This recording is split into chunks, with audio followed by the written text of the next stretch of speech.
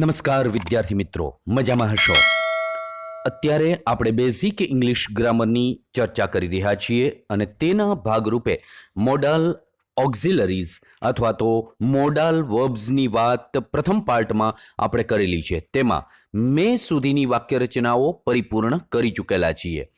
આપ સર્વેને હવે basic English ગ્રામરના second પાર્ટમાં આવકારતા આનંદ અનુભવું છું અને આશા રાખું છું કે તમે તમામ વિડીયોઝ ખૂબ સમજણ સાથે અને ખૂબ બુદ્ધિપૂર્વક તેને સમજવાનો પ્રયત્ન કરતા હશો. આવો શરૂ કરીએ આજે આપણે તેનો સેકન્ડ પાર્ટની શરૂઆત કરવા જઈ રહ્યા છીએ. માઇટ શક્યતાને રજૂ કરે. સહાયકારક ક્રિયાપદ માઇટ શક્યતાને રજૂ કરે છે. માઇટ પણ મેયની માફક શક્યતા રજૂ કરે છે. મેયના ભૂતકાળના રૂપ તરીકે માઇટ આવે છે.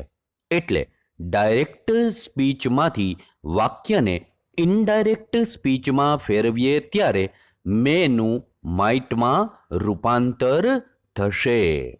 હવે તેના એફર્મેટિવ સેન્ટેન્સીસથી આપણે શરૂ કરવા જઈ રહ્યા છીએ, એટલે કે હકાર પ્રકારના વાક્યો. જુઓ, પહેલું વાક્ય એ પ્રોબેબિલિટી ઇન પાસ્ટને રજૂ કરતું હોય તેવું તમારી સમક્ષ રજૂ કરું છું. He might catch the bus. Gujarati શું થાય ખબર છે? તે બસ પકડી શક્યો હોત. આ શું રજૂ કર્યું? પ્રોબેબિલિટી ઇન પાસ્ટ, એટલે કે ભૂતકાળમાં શક્યતા. હવે બીજા વાક્ય લઈએ, બીજા અને ત્રીજા પ્રકારના. એ પાસ્ટ પોસિબિલિટી ને રજૂ કરતા હોય તેવા. એટલે the police might relieve them in their illness. The police might relieve them in their illness. તેઓની માંદગીમાં પોલીસે તેઓને મુક્ત કર્યા હોત. અને ત્રીજું, you might get enough money yesterday. તમે ગઈકાલે પર્યાપ્ત પૈસા મેળવ્યા હોત. તો આ બંને પાસ્ટ પોસિબિલિટીને રજૂ કરતા હોય તેવા પ્રકારના વાક્ય થયા કહેવાય. તો મેના ભૂતકાળ તરીકે માઇટ એ પ્રોબેબિલિટી ઇન પાસ્ટ અને પાસ્ટ પોસિબિલિટી, એટલે બંને આમ તો એક જ પ્રકારના વાક્યો થયા કહેવાય. અને હવે negative sentences. There were many people crowded there. It might not be good for their health. શું કામ? કોરોનાનો કાળ ચાલી રહ્યો છે એટલા માટે. It might not be good for their health. બીજું વાક્ય, she might not અથવા might not નું ટૂંકું રૂપ mightn't understand that serious situation. અને ત્રીજું, the farmers mightn't grow new crops. હવે આગળ વધીએ. Inversion questions and their answers. ઉલટાવેલા કે પલટાવેલા પ્રશ્નો અને તેના પ્રત્યુત્તર. જવાબ યસ કે નોમાં આવશે. હવે જો, might Subhas Chandra Bose defeat the Britishers. Might Subhas Chandra Bose defeat the Britishers. આ શું થયું કહેવાય ફંક્શનની દ્રષ્ટિએ? ફંક્શનની દ્રષ્ટિએ આ પ્રકારનું વાક્ય આસ્કિંગ ફોર પોસિબિલિટી અથવા પ્રોબેબિલિટીનું કહેવાય. ફરીવાર સમજો. Might Subhas Chandra Bose defeat the Britishers. આ પ્રકારનું વાક્ય એ માઇટ સાથેની વાક્ય રચના છે, ભૂતકાળને રજૂ કરે છે, આસ્કિંગ ફોર પોસિબિલિટી અથવા પ્રોબેબિલિટીનું કહેવાય. હવે એનો જવાબ આપીએ. Yes, Subhash Chandra Bose might defeat the britishers. Yes, he might. No સાથે જવાબ no, Subhash Chandra Bose might not અથવા mightn't defeat the britishers. No, he mightn't. બીજું વાક્ય, mightn't Shivaji win the battle without Tanhaji. પ્રશ્ન પૂછ્યો છે નકારમાં. Mightn't Shivaji win the battle without Tanhaji. એટલે એ વાક્ય ફંક્શનની દ્રષ્ટિએ કેવા પ્રકારનું થયું? ફંક્શનની દ્રષ્ટિએ થયું કે ભાઈ asking for probability negatively in the past. એમાં એક વસ્તુ ઉમેરાણી, negatively in the past. Yes, Shivaji might win the battle without Tanhaji. Yes, he might. No સાથે જવાબ આપીએ તો નો, શિવાજી માઇટ નોટ અથવા mightn't win the battle without Tanhaji. અને ટૂંકમાં જવાબ નો સાથે નો, he માઇટન્ટ.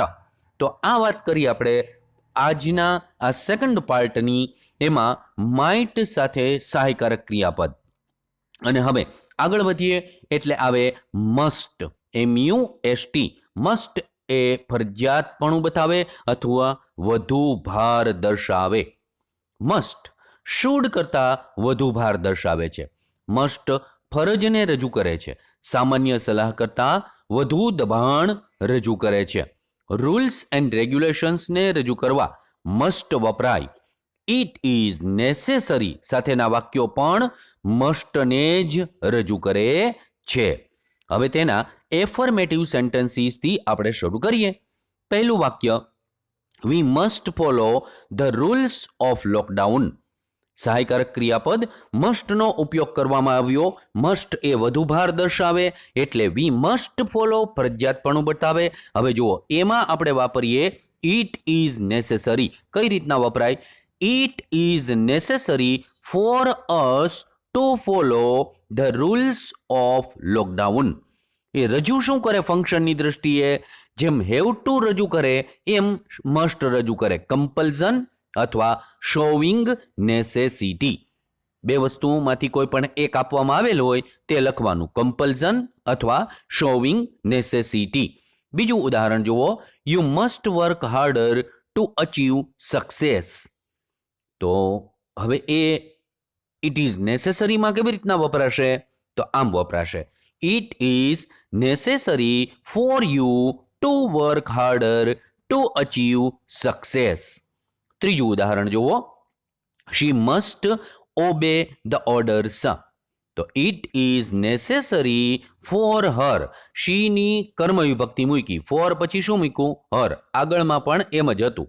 Two obey the orders. આખું વાક્ય બન્યું, it is necessary for her to obey the orders. તો નેસેસરીનો ઉપયોગ થયો કહેવાય. અને તમામ પ્રકારની વાક્ય રચનાઓ શોવિંગ નેસેસિટીની જ કહેવામાં આવે.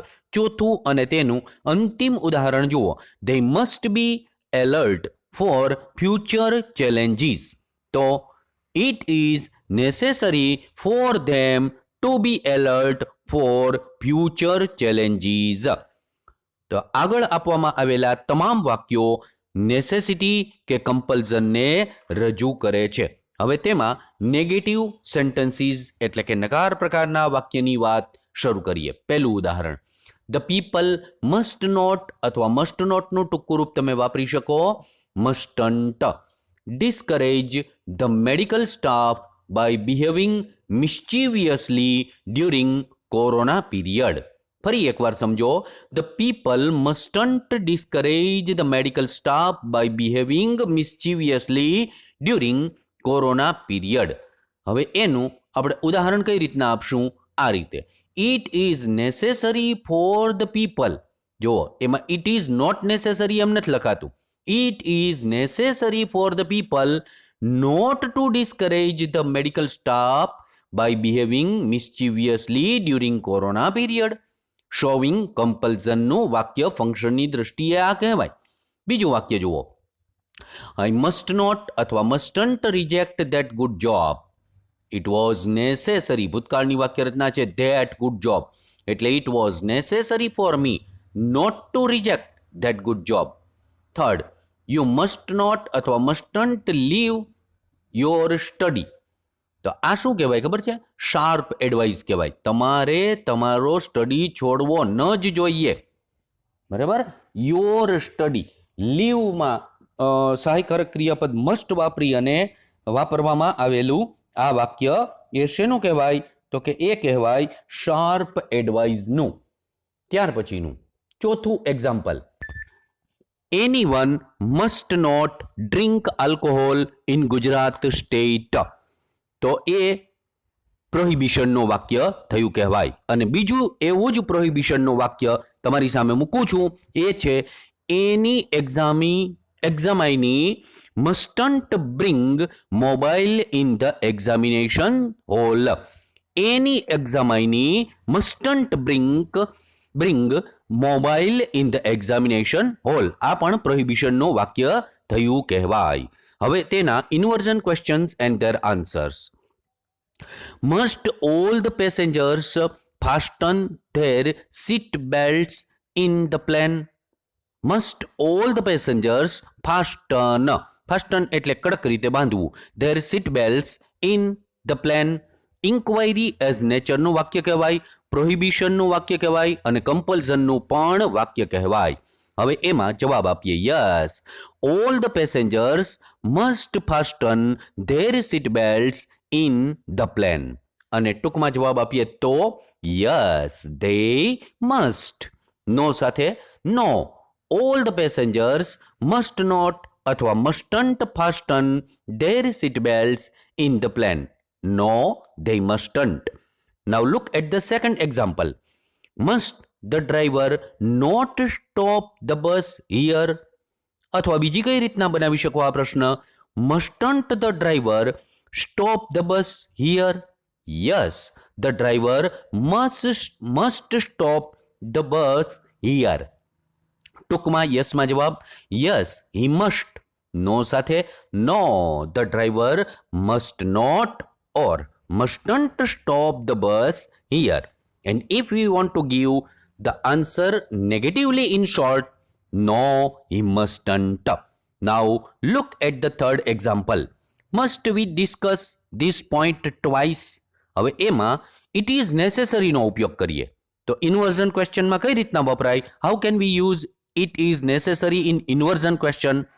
Look at this question. Is it necessary for us to discuss this point twice?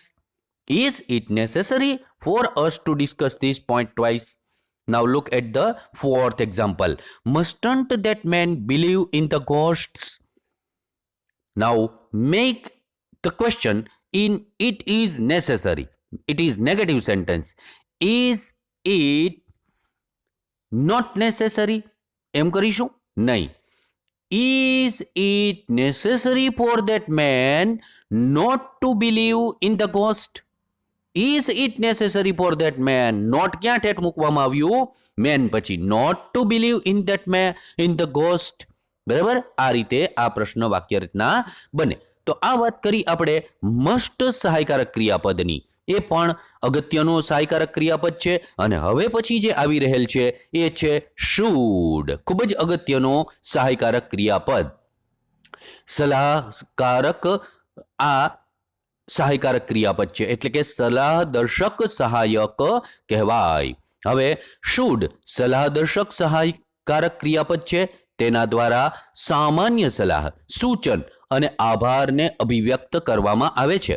Should વાળા વાક્યમાં ઇટ ઇઝ એડવાઇઝેબલ અથવા ઇટ ઇઝ રેકમેન્ડેડ વાપરી શકાય છે. ફંક્શનમાં શુડ વાળા વાક્યો શોવિંગ એડવાઇઝ દર્શાવે છે. આટલું અગાઉથી જ તમને કહી દીધું, તેમ છતાં પણ વાક્ય આવશે ત્યારે આપણે કહેતા જઈશું પણ ખરા. તો ચાલો વાક્યમાં પ્રવેશીએ. Affirmative sentences. પહેલું વાક્ય, she should respect elderly people. કેવા પ્રકારનું વાક્ય કહેવાય ફંક્શનની દ્રષ્ટિએ? Showing advise. એડવાઇઝનું વાક્ય કહેવાય. બરાબર? એમાં it is recommended to her to respect elderly people. અથવા બીજી કઈ રીતના લખી શકો તમે? it is advisable for her to respect elderly people. એટલે શુડ વાળા વાક્યની અંદર બે વસ્તુ વાપરી, ઇટ ઇઝ રેકમેન્ડેડ અને બીજું ઇટ ઇઝ એડવાઇઝેબલ. હવે બીજું વાક્ય જુઓ, યુ શુડ સ્પીક ટ્રુથ. એડવાઇઝિંગનું જ વાક્ય કહેવાય આ. બરાબર? શોવિંગ એડવાઇઝ અથવા એડવાઇઝિંગ, ADVISING. અને એડવાઇઝ આવે શોવિંગ એડવાઇઝ તો ADVICE આવ્યું હતું, જોઈ લેજો. હવે એમાં આપણે રેકમેન્ડેડનો ઉપયોગ કરીએ તો કઈ રીતના બને? It is recommended to you to speak truth. હવે આ બધા જ પ્રકારના વાક્ય એ એડવાઇઝિંગના જ વાક્ય કહેવાય. હજી એક ત્રીજું એના અનુસંધાને આપણે બનાવીએ છીએ એવું વાક્ય, it is advisable four you to speak truth. એટલે શુડ વાળું વાક્ય, ઇટ ઇઝ રેકમેન્ડેડ કે ઇટ ઇઝ એડવાઇઝેબલ, આ ત્રણેય પ્રકારની વાક્ય રચનાઓ એ એડવાઇઝિંગની જ વાક્ય રચના કહેવાય. અને ત્રીજું ઉદાહરણ, તેમાં હકારમાં અંતિમ, the students should learn sincerely. Showing advice અથવા એડવાઇઝિંગનું વાક્ય કહેવાય. હવે એમાં it is recommended to the students to learn sincerely. બરાબર. અને પછી જો રેકમેન્ડેડ આવ્યું ને તો એના પછી આપણે શું મૂક્યું છે? ટુ મૂક્યું છે. આ ખાસ ધ્યાન રાખજો. ઇટ ઇઝ રેકમેન્ડેડ પછી ટુ આવે અને ઇટ ઇઝ એડવાઇઝેબલ પછી ફોર આવે. એટલે પ્રિપોઝિશન યોગ્ય વપરાવવું જોઈએ. એટલા માટે જ આટલા બધા એક્ઝામ્પલ દરેકમાં ઇટ ઇઝ એડવાઇઝેબલ અને ઇટ ઇઝ રેકમેન્ડેડ એમ કરીને તમારી સામે ત્રણેયમાં આપું છું. તો it is advisable for the students to learn sincerely. હવે નેગેટિવ સેન્ટેન્સીસમાં પ્રવેશીએ. Now look at the first example. Mithil should not spit here and there. એડવાઇઝિંગનું વાક્ય કહેવાય. સ્વાભાવિક જ વસ્તુ છે. મિથિલે જ્યાં ત્યાં થૂકવું જોઈએ નહીં. સલાહ આપતું હોય તેવું વાક્ય એટલે એડવાઇઝિંગનું વાક્ય કહેવાય. હવે એમાં it is recommended. It is recommended to Mithil. જો રેકમેન્ડેડ પછી મૂકવામાં આવ્યું છે to Mithil not to spit here and there. It is not recommended એમ નથી. It is recommended to Mithil not to spit. Mithil પછી નોટ મૂક્યું. જેમ આગળ મસ્ટવાળા વાક્યની અંદર પણ કરતા પછી નોટ મૂકતા હતા એવી રીતે અહીંયા પણ એ જ રીતે મૂકવામાં આવેલું છે. હવે બીજું એમાં ઇટ ઇઝ એડવાઇઝેબલ ફોર મિથિલ પછી મિથિલ પછી મૂકવાનું not to spit here and there. Now look at the second example and it is like this. Now give attention properly. We should not or shouldn't break the rules of the road. એડવાઇઝિંગનું વાક્ય છે એ તો હવે obviously તમને આવડતું જ હોય. હવે એમાં રેકમેન્ડેડ વાપરીએ. It is recommended to us. વીનું શું કર્યું? કર્મ વિભક્તિ મૂકેલું છે, જોઈ લેજો. To us not to break the rules of the road. Now advisable વાપરીએ. It is advisable for us not to break the rules of the road. Now third, they should not or shouldn't waste water. Showing advice નું વાક્ય છે, સ્વાભાવિક જ છે. It is recommended to them. ધેયની કર્મ વિભક્તિ મૂકેલી છે, જોઈ લેજો. To them not to waste water. અને છેલ્લું આમાં નકારમાં it is advisable for them not to waste water.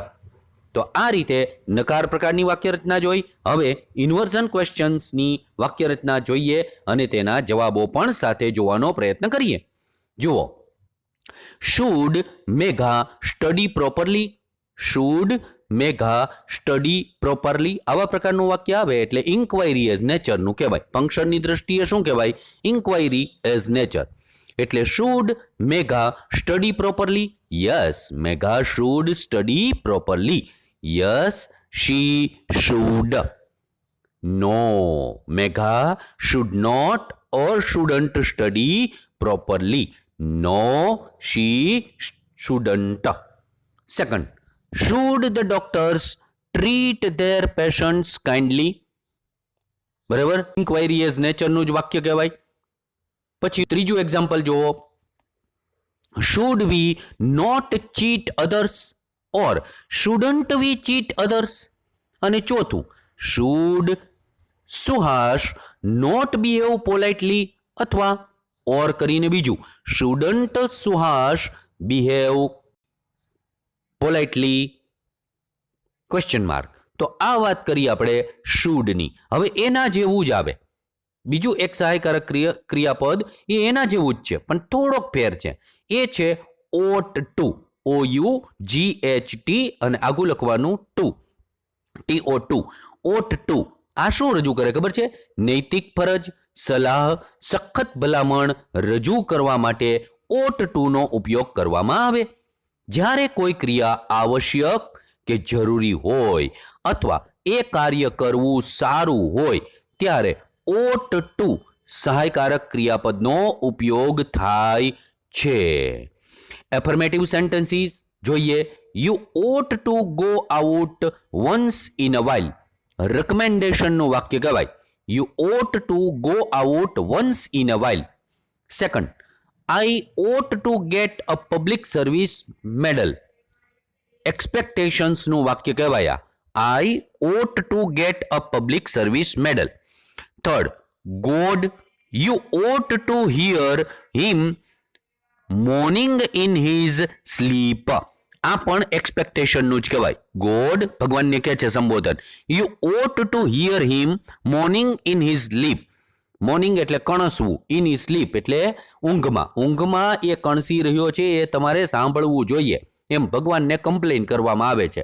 A expectation, recommendation, એક્સપેક્ટેશનનું વાક્ય કહેવાય.